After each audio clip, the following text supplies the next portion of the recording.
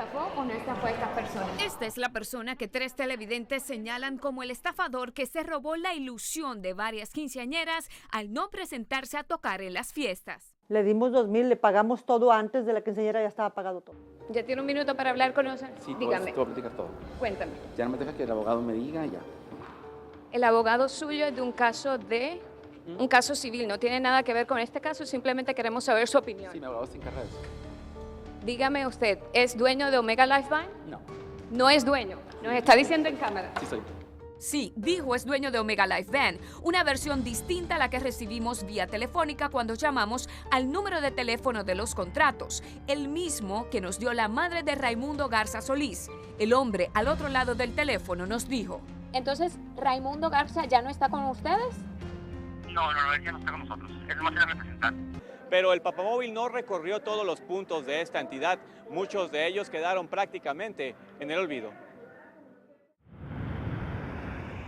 Millones de pesos invertidos en calles que realmente no necesitaban de compostura, como lo necesitamos nosotros acá en la periférica. Dicen ser una comunidad olvidada. Estas son las calles que el Papa Francisco no conoció, los tramos por donde el papamóvil no circuló. Toda la gente cuando lo vimos mencionar de primero que iba a venir a Juárez, pues pensamos que iba a visitar así varios lugares. Pero aquí no. Aquí no. A la noche de perdido lo veo por la televisión. Estas zonas son marcadas por la pobreza. Aquí duermen mis hijas. Nomás que no han levantado la cama. Acá duermen mis hijos. Y aquí, esta es mi cocina, está chiquita, nomás que el problema está con el techo, que no lo tengo techado. Y la escasez es mucha. Porque el agua de la llave no sirve para tomar, es un agua saladísima y que tiene mucho plomo. Y allá arriba tiene que ir uno a una purificadora, hasta allá, hasta arriba. El arma de sobrevivencia para los residentes de estas zonas marginadas es la oración. Más lo que pido es la salud de mis hijos y que no les falte la comida y ni a mi esposo su trabajo, porque del trabajo depende la comida de mis hijos. La lucha es constante para los miles y miles que aquí habitan y la fe es lo único que los alienta a seguir adelante.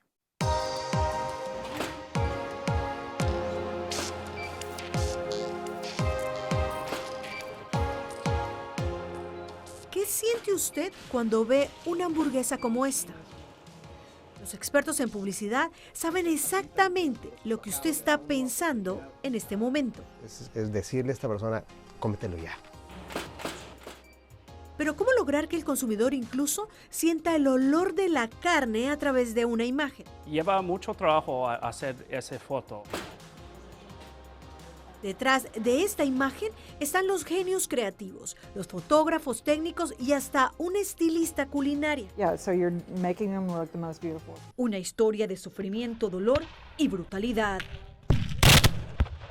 Aquí se vivió uno de los enfrentamientos más sangrientos de la República de Texas. Unos a caballo y otros a pie respondían a la llamada de guerra.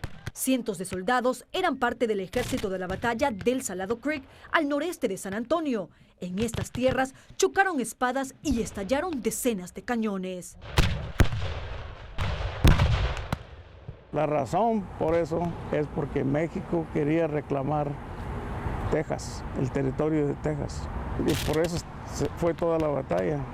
Ellos querían el territorio, los tejanos ya decían, es nuestro. El coronel Matthew Canwell fue quien dio la orden a cerca de 200 militares estadounidenses a luchar contra un ejército de 1,600 soldados mexicanos. Fue un enfrentamiento violento. Allí corrió la sangre y sus espíritus quedaron vagando en estos terrenos. A más de 100 años de la invasión, las presencias sobrenaturales se ven, se sienten y se escuchan. Dentro y fuera de la vivienda construida en 1867, justo allí donde se libró la batalla. Stephen Jett, he's here. Stephen Jett está aquí. Es un soldado tejano que murió en la batalla. Hemos grabado su espíritu y dice: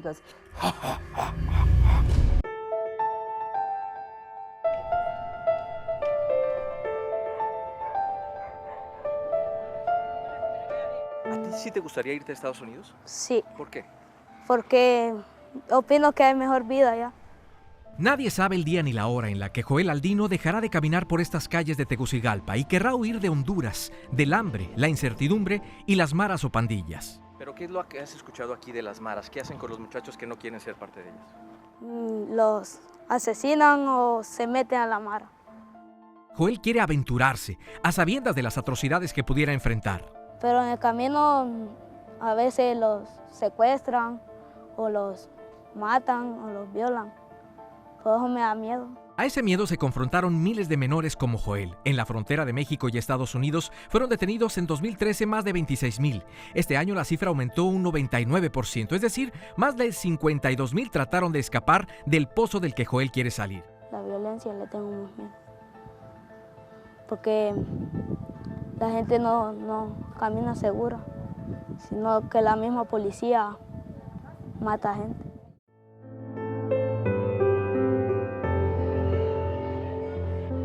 Hombres armados con fusiles de alto poder, con carros vidrios polarizados, con chalecos antibalas. ¿Qué nos indica esto? Nosotros no decimos que la policía, nosotros no decimos que el ejército, pero sí son hombres que tienen las características de ser policía y de ser militares. Jaime Flores trabaja en Casa Alianza, donde asisten a huérfanos de esa violencia y acusa al gobierno de manipular los datos. Porque trata de esconder las cifras de la violencia. Pero, ¿cómo esconder que en esta selva sin pavimentar impera la ley del más fuerte? Cuerpos aparecen por doquier y el que tiene un arma es la ley. Aún sin embargo, pequeño agarré una arma. Hoy Jaime tiene 17, pero dice que agarró un arma a los 13 porque presenció un hecho que le cambió la vida para siempre. Me dolió bastante en mi alma ver cómo mataron a mi hermana, ver cómo la violaron y entonces eso me dolió bastante y entonces yo quería vengarme de eso. Con esas mismas manos que hoy fabrican pulseras hizo lo que jamás se hubiera imaginado. Yo maté a alguien, yo corté el cuerpo de varios y yo los di a los perros que comieran porque me decían que lo hiciera pues. Pero entonces, ¿qué es más difícil, quedarte en la mara, la pandilla o el tren? La mara es más peligrosa porque se suben y usted yendo en un tren, usted se agarra fuerte, no se va a caer. Mientras que usted tiene un marero a frente en su cara, va a decir, si no le doy, me va a matar. Por esa razón, más niños se van de Honduras que de otros países centroamericanos. De los más de 52,000 capturados en la frontera este año, más de 15,000 eran hondureños y le seguían guatemaltecos, salvadoreños y mexicanos. En lo que va de este año, los Estados Unidos ha deportado aproximadamente a 20,000 hondureños. Están de vuelta aquí, en los barrios calientes, en Comayagüela, cerca de la capital. La verdad es que aquí es evidente tanto la pobreza como la violencia, la presencia de las maras. Y aquí es a donde regresan cientos de niños. ¿Qué es lo que hace la policía? Secuestra gente a veces, o cobran el famoso impuesto de guerra, o matan a la persona si no paga. Hay otra razón por la que Joel se quiere ir. La pobreza y ver lo poco que le tienen amor al pueblo o a los pobres. No le tienen amor, sino que odio. Entre más pobres, más le roban. ¿Qué está haciendo? Así, arreglando aquí. Yo compro con el mismo botecito comida, con los botes donde voy a venderlos. Marta Mejía pensó que saldría de pobre cuando uno de sus hijos emigró. Y lo dejaron caer en la calle y él le pasó el tren. Bueno, le agarró la pierna y el brazo. Así que no le queda más que sobrevivir en una choza donde duermen 10, entre basura y muebles viejos. Aún así, sonríe. Porque en este vertedero de basura al que llaman el incendiario ya no quedan más sonrisas. Entre olores fétidos y aves de rapiña se amontonan para pepenar o colectar lo que pueden. Aquí conseguimos el pan de cada día nosotros. Buscan botes y latas, papel para vender. Y lo hacen, dicen, porque no hay otro trabajo. No tenemos nada que comer, entonces en vez de llevamos buenas cosas y las llevamos a nuestros hijos. 8 de cada 10 hondureños, como Mauricio Mendoza, viven en la pobreza o en pobreza extrema. Pero aquí el gobierno se olvida de nosotros, como que no existimos nosotros. Y Joel tiene eso muy en claro. No, a ellos lo que les importa es robarle al pueblo y que haya más inseguridad. Agárrale el pie, cuidado. En el hospital se roban las medicinas.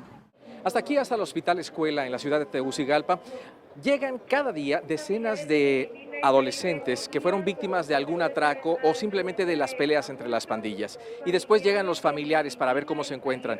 Sin embargo, el hospital se ha blindado. Hay muchos guardias de seguridad alrededor debido a que después llegaban también los otros pandilleros para establecer alguna especie de revancha.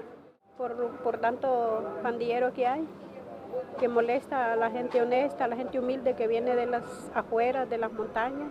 No quieren reconocer que en este país se asesina todo diariamente. De 12, 13 años hasta 18 años, que es lo que atendemos, productos de violencia. Por eso no será fácil para ningún gobierno convencer a Joel y a todos los Joeles que hay en este país que hay que quedarse.